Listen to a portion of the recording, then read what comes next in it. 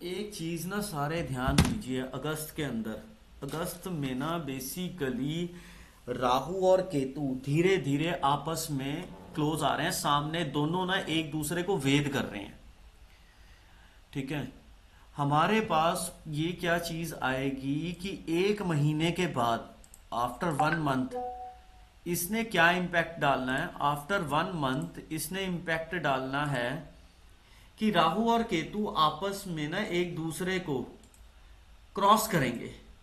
जैसे कोविड के time period में क्रॉस किया था ना इसने, आद्रा नक्षत्र से लेके नीचे पूर्वषाढ़ा नक्षत्र से। अभी हस्ता नक्षत्र की सेकंड पदा से उत्तर भाद्रपद की फोर्थ पदा से राहु उत्तर भाद्रपद की फोर्थ पदा पे और केतु हस्ता की सेकंड पदा, दोनों ना ऊपर की तरफ। राहु नीचे जा रहा है उत्तर भाद्रपद की तीसरी पदा, केतु ऊपर जा रहा है फर्स्ट पदा में।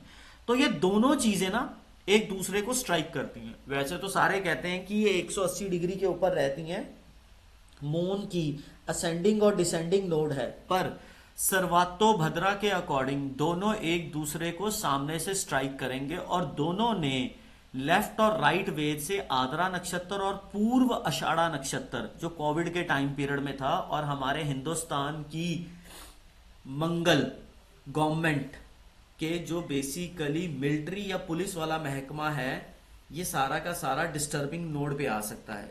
और जब तक शनि रेट्रोग्रेड है, वो भी एक तरीके के हमारे लिए प्रॉब्लमेटिक सिचुएशन बनी रहेगी। शनि ने भी अपनी पदा चेंज करनी है। ठीक है जी, शनि ने पदा चेंज कर देनी है 16-17 अगस्त के पास। ठीक है जी, अप्रोक्सीमेटली अगर हम पूरा डेड डेट निकाल के चलें तो हमारे पास ये डेट पदा चेंज करता हुआ दिखाई दे रहा है 18 अगस्त 19 अगस्त को। वो भी मीन वैल्यू पे है, पर्टिकुलरली अर्थ के मोशन पे डिपेंड करता है। ठीक है। अब इसी तरीके से देखेंगे, जैसे शनि महाराज जी पूर्व भाद्रपद की पहली पदा पे आ जाएंगे, पहले ऊपर गए फिर नीचे आए, फिर सतभिषा की फोर्थ पे जाएंगे, फिर उसके बाद पूर्व भाद्रपद में जाएंगे।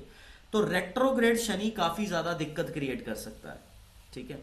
राहु केतु शिफ्ट कर रहे हैं, एक दूसरे को आपस में स्ट्राइक कर रहे हैं। तो सितंबर के फर्स्ट वीक में काफी हिलजुल होने की उम्मीदें हैं। सितंबर के फर्स्ट वीक में काफी हिलजुल होने की उम्मीदें हैं। उसमें हिलजुल का फंडा क्या है कि राहु केतु अपना स्थान बदलेंगे। ठीक है जी, केतु राहु को क्रॉस करता हुआ ऊपर की तरफ जाएगा और राहु केतु को क्रॉस करता हुआ उत्तर भाद्रपद की तीसरी पदा पे आएगा। सिर्फ इसमें बचाव कहां पे है, सेफ पॉइंट है ओनली वन, कि वीनस हस्ता नक्षत्र में एंटर किया होगा।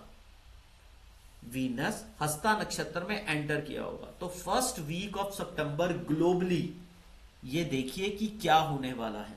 और इसी दौरान पूरे के पूरे वर्ल्ड में अब इस टाइम पीरियड में हलचल चल रही है। अब ये सामने नहीं आएगी इतनी इजीली, सामने तब आएगी जब सूर्य हस्ता नक्षत्र में या उत्तर भाद्रपद में होगा। तो सूर्य हस्ता नक्षत्र में अक्टूबर के सिस्टम से पहुंचेगा। ठीक है जी, और 2025 में अप्रैल से पहले उत्तर भाद्रपद में पहुंचेगा। तो बेसिकली दो ही पॉइंट बनते हैं राहु और केतु को जो हम स्टडी कर रहे हैं। तो ग्लोबली एक चीज पे ध्यान दीजिएगा कि क्या होने वाला है। First week of September till 2 और 3 डेज मोर, मतलब कि आप लगा के चलिए कि 9-10 सितंबर तक राहु केतु शिफ्ट हो जाएंगे मीन वैल्यू के हिसाब से। अगर अर्थ और मून अपॉजी और परजी कंडीशन पे भी जाते हैं तब भी ये बेसिकली एक आधा दिन मीन वैल्यू पे ऊपर नीचे हो सकता है। बचाव सिर्फ वीनस का रहेगा, पर वीनस का कांटेक्ट राहु से है और वीनस का कांटेक्ट सीधा सीधा केतु से है। तो ड्यूरिंग दैट टाइम पीरियड सन क्या परमिट करेगा,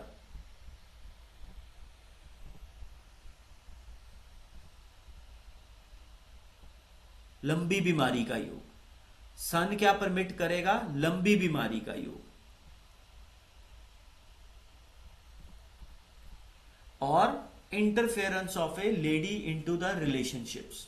नॉर्मल कुंडली में इसका क्या इंपैक्ट आएगा, interference of A ladies into the relationships. और एक चीज याद रखिएगा, मंगल पहुंचा होगा आद्रा नक्षत्र की फर्स्ट पदा पे, जहां पे हमारे इंडिया का कौन है, सारी की सारी पुलिस, इंजीनियरिंग यहां पे बैठी हुई है नेटल के चार्ट से।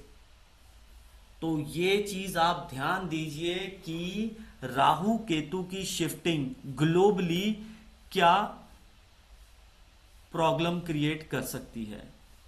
ठीक है जी, राहु केतु की शिफ्टिंग, क्योंकि इनको दोबारा ऐसे वेद करने में काफी साल लग जाएंगे। फिर से ये दोबारा क्या होगा कि राहु पहुंचेगा पूर्वाषाढ़ा में और फिर उसके बाद केतु पहुंचेगा आद्रा में। ठीक है ना, तब उसके बाद ये काफी साल बाद ये एक दूसरे को फिर आमने सामने से वेद करेंगे।